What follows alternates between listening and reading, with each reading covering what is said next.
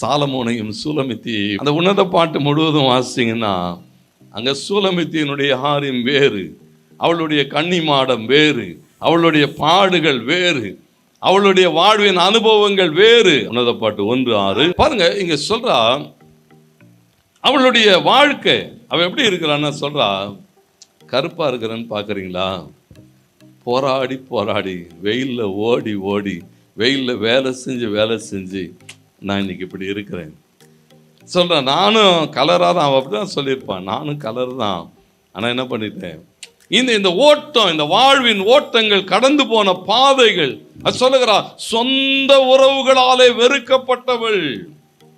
தாயின் பிள்ளைகள் தான், சொந்த சகோதரர்கள், சொந்த சகோதரி. அவன் சொல்லுகிறா என் தாயின் பிள்ளைகள் என்ன செய்தார்கள்னா என்னை வெறுத்துட்டான். என் தாயின் பிள்ளைகள், என் உறவுகள், இரத்த உறவுகள் என் மேலே கோபமாய் இருந்தது. என்னோடு கூட இருந்தவர்கள் தான் என்ன செஞ்சாங்கன்னு போல சொல்ற தெரியுமா? என்ன வீட்டுக்கு வெளியே வேலைக்காரியாக்கினார்கள். வீட்டுக்கு வெளியே அவளுடைய வாழ்க்கை நீங்க பாருங்க. அது சொல்லுகிறா நான் வனாந்தரத்திலே வேலை செய்து கொண்டிருக்கிறேன், வெயிலிலும் மழையிலும் வேலை செய்து கொண்டிருக்கிறேன். இந்த ஓட்டம், ஏன்னா நம்முடைய வாழ்விலே நாம் கடந்து போகிற பாதைகளை சொல்லுகிறா என்னுடைய வலி வித்தியாசமானது.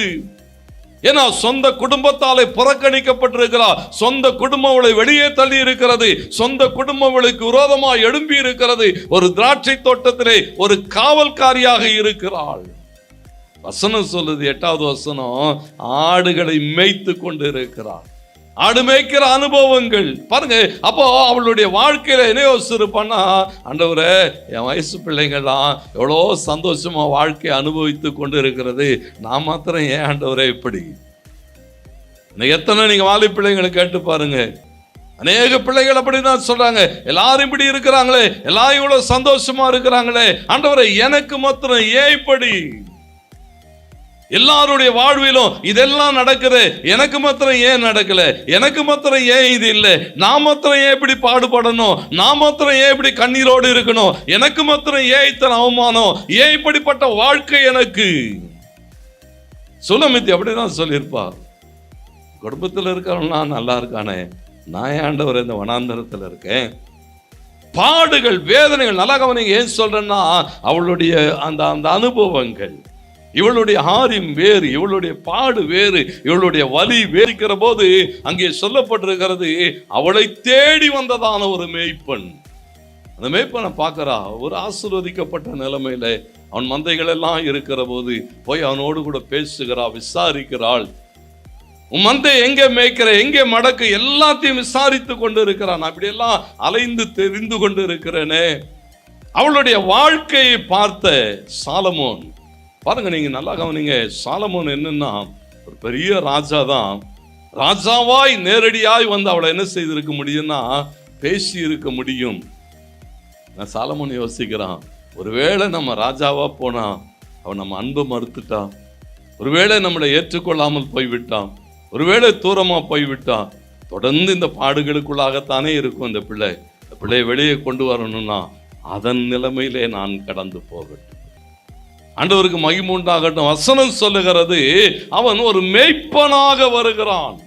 மேய்ப்பனாக வருகிறது மாத்திரமல்ல, அவளோடு கூட அவன் பேசுற இடங்கள்லாம் பார்த்தீங்கன்னா உன்னத பாட்டு 2:9 வாசிக்கிறோம். பாருங்க, நல்லா கவனிங்க. சூலமித்தி சொல்றா, இதோ அவர் என்ன செஞ்சாரா, வந்துட்டாரு. இப்ப எங்க வந்துட்டான்னு சொன்னா வந்து பாக்குறாரு, காம்பவுண்டுக்கு வெளியே நிற்கிறார். எப்படியும் காம்பவுண்டுக்கு வெளியே வந்து நின்று அப்படியே எட்டி பார்க்குறாரு. இந்த காதல் பண்ணுற ஆட்கள்லாம் பார்த்துருக்கீங்களா? தெரு முனையிலன்னு அப்படியே பார்த்துன்னு இருப்போம். எப்போ வரும், வெளியே வருமா, அப்படியே அங்கே அப்படிதான் அவர் என்ன செஞ்சாராம், போய் அந்த காம்பவுண்டுக்கு வெளியே நின்று அப்படியே எட்டி பார்க்குறார்.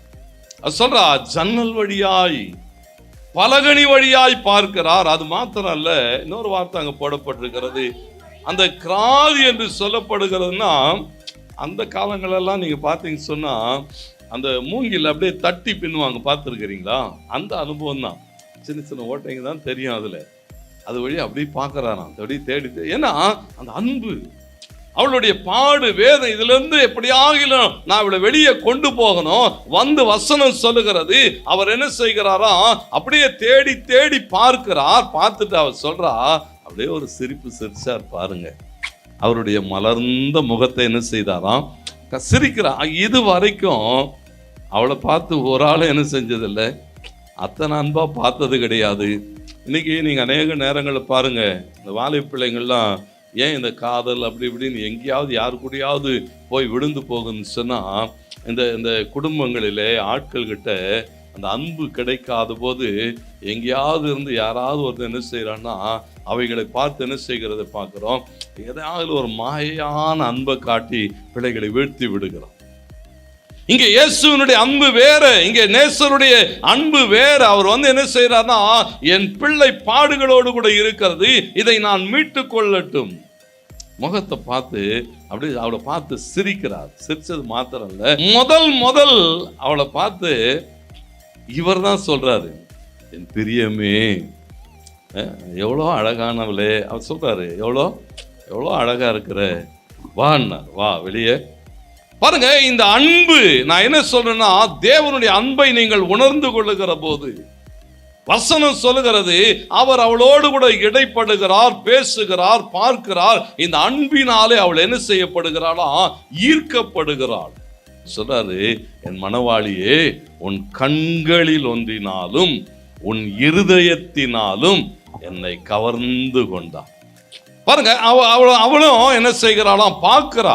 சொல்றாரு, என்னையே பார்த்துனே இருக்காத, எனக்கு ரொம்ப வெக்கமா இருக்குன்னு சொல்லியிருப்பாரு. என்னையே பார்த்துனே இருக்காத, உன் கண்களினால என்ன செஞ்சுட்ட.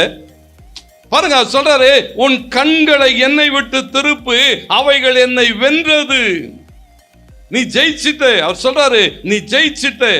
உன் பார்வை, உலகம் சொல்றதில்லை, அண்ணலும் நோக்கினாள் அவளும் நோக்கினாள். அப்படிதான் என்ன செய்தான், ஐயரும் பார்க்கிறாரு, அவளும் பார்க்கிறாரு. இந்த அன்பு பிரவாகிக்கிற போது, ஒரு பெரிய ராஜாவா வந்திருந்தா இந்த அன்பின் அனுபவத்துக்குள்ளாக அவளை நடத்தி இருக்க முடியாது.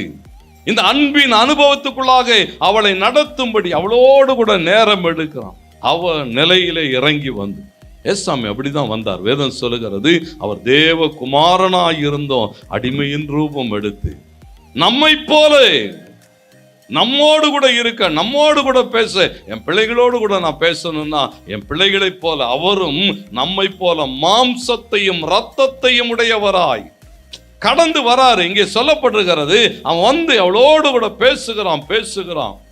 இந்த அன்பினால இழுக்கப்படுகிற போது பாருங்க, இவளுடைய வாழ்க்கை எப்போ மாறுதுன்னு சொன்னா, அவள் அதை உணர்ந்து கொள்ளுகிற போது. உன்னத பாட்டு 1:4 சொல்லும் போது முதல் வார்த்தை என்ன தெரியுமா சொல்லுவா, என்னை எடுத்துக்கொள்ளும், உமக்கு பின்னாலே ஓடி வருவேன். ஒரு பெரிய வாஞ்சை, ஒரு பெரிய தாகம், ஆண்டவரே என்னை எடுத்துக்கொள்ளும், உங்க பின்னால நான் வந்துருவேன், என்ன நீங்க கூட்டு போங்க, நீங்க கூட்டு போற இடத்து. ஏன்னா அந்த அன்பு ஒப்பு கொடுக்கிறாள், உமக்கு பின்னாலே நான் ஓடி வருவேன். ராஜா என்ன செய்தாராம், அவருடைய அறை வீடுகளுக்குள்ளாக அழைத்து கொண்டு போனார்னு போட்டிருக்கிறது. ஒரு ஆசீர்வதிக்கப்பட்ட நிலைமை, ஒரு பெரிய மாற்றத்துக்குள்ளாக போகிறா.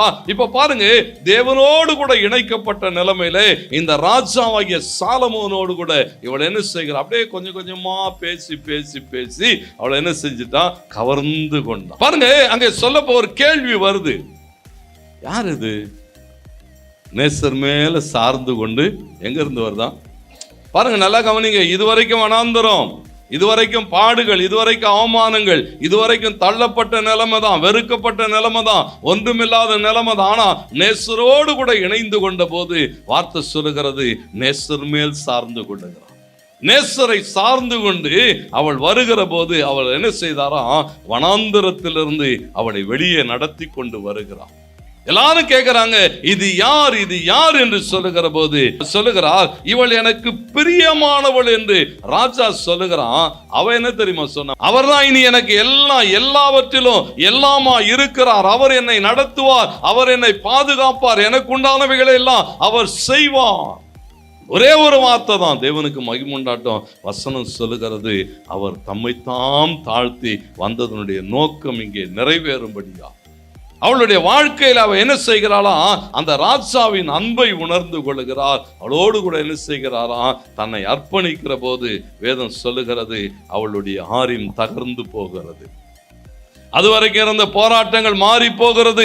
ஆண்டவருக்கு மகிமுண்டாட்டம். வேதம் சொல்கிறது ஒரு பெரிய ஆசீர்வதிக்கப்பட்ட நிலைமைக்குள்ளாய் கடந்து போகிறார். சாலமோன் என்ன செய்தானா, அவளை அப்படியே வீட்டுக்கு கூட்டு வந்துட்டான். வா வா, போதும், இந்த வனாந்தர வாழ்க்கை போதும், ராஜரீக அரண்மனையின் வாழ்க்கை உனக்காக இருக்கிறது என்று சொல்லி சாலமோன் அவளை கொண்டு போகிறதை நாம் பார்க்க முடியும்.